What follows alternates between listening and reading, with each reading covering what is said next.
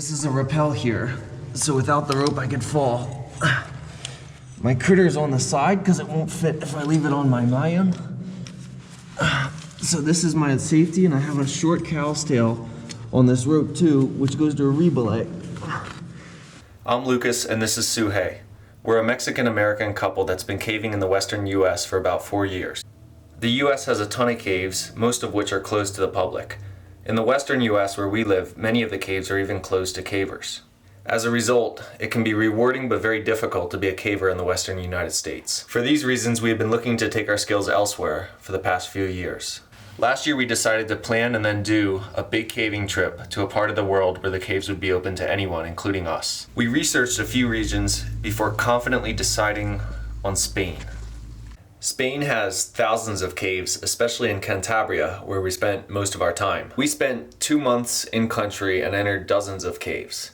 Most of our trips were recreational, but some of them were exploratory. As Suhei and I are both fluent in Spanish, we were able to connect with local cavers. Here are my 10 lessons on the differences in caving in Spain compared to the United States. 1. Many vertical caves are already pre-rigged. This saves the hassle of hauling rope through the cave and spending time tying knots. 2. Maps, entrance locations, and information about the cave such as trip reports, condition reports are widely available online to anyone that wants them. 3. Despite gates being uncommon on cave entrances, vandalism is generally uncommon. American cavers are sure to balk at this, but that's another discussion why there's so little vandalism in Spain compared to the US. 4. Putting together a through trip or a travesía is the ultimate aspiration in cave exploration. Many, maybe even most through trips have extensive beta on the internet telling the rappels, the length, and give maps, everything you need to do your own through trip. 5. River caves are common in Spain. This is the slide. Here she goes.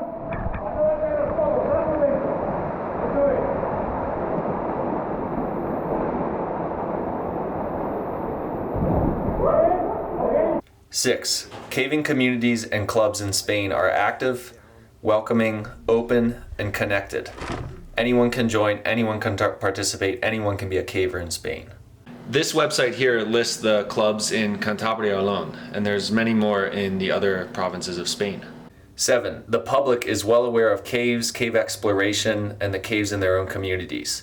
We went to several events open to the public in libraries or town halls where they display caves, entrance locations, maps. One place even had a QR code you can scan with your phone to get information on the caves. 8. Vertical systems are largely standardized. In our trip, I think we only saw frog systems and everyone uses a bobbin style descender.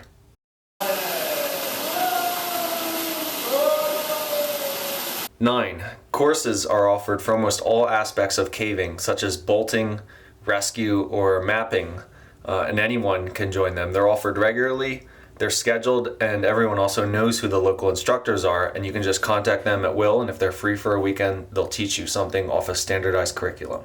This is in contrast to the US, where for most skills, such as say bolting, you're encouraged to seek out a mentor who can teach you who may or may not know the best techniques.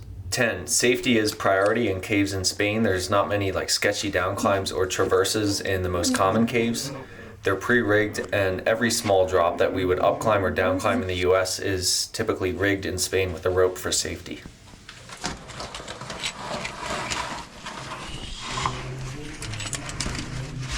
And now we got to the entrance. There's actually several entrances, but really only one is easily accessible. We're going in. So, to summarize, based on our experience in Spain, I would conclude that the caving culture there is more conducive to training better cavers, more cavers, and eventually better exploratory efforts in caving. While, of course, there are some arrogant cavers in Spain that have that my cave kind of attitude, it's not so common as it is in the US, and in general, the clubs are quite eager to train new members. As a result, new cavers can progress to an expert level with a lot of aspects of caving in only a few years instead of a few decades. As well, because maps are so freely available in Spain, any caver can look on a map and determine where there might be new leads and start exploring. You don't have to have connections to senior cavers who might hold the maps and their secrets. Then they can start their own exploratory efforts quicker. If I were in charge of an American caving club or a grotto, what would I bring back from Spain to contribute to my club to make it better? Let's see. First, I'd make an American club in charge of the rigging and the ropes in vertical caves. As I said, in Spain, a lot of the caves are fixed. The traverse lines are already set, and the bolts and ropes are inspected annually every 6 months as determined appropriate by the club. Replacement trips for equipment are regular, and this is great because then when you go to a cave for something like exploration, you don't have to take tons and tons of ropes and spend all the time tying them and rigging them. Second, I would make sure that American clubs offer regular courses in all aspects of caving, like they do in Spain. We need bolting courses, we need more rescue courses. We only have a few in the US, despite the hard work of so many volunteers here. Vertical training courses would be an asset to American caving clubs, as well as courses on exploration, reading karst topography, restoration. There's, to some degree, these courses do exist in the US, but they're few and far between, and they're in a big country. You may have to drive like 10, 12, or even 20 hours to learn this material. And third, I would expect American grottos, or a grotto if I could ever have one, to be in charge of the maps and mapping of the caves in their area. In my experience in America, I've had more than a few encounters where some caver will map a cave, tell the grotto they mapped it, and then not share the map with the grotto. And then the map is only shared with 2 or 3 people, generally those that map the cave, which makes it kind of senseless.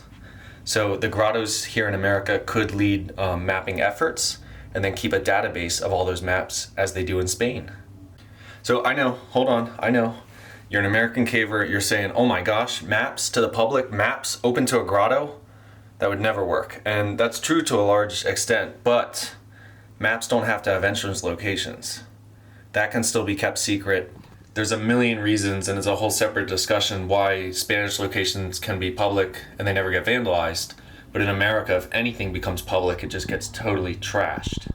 So I would not advocate opening up, so to say, caves here in America to the public or to irresponsible cavers. But it just pains me to see local grottos that don't even have maps of the caves in the area that they cover. American grottos might do well to keep a database of their maps without entrance locations.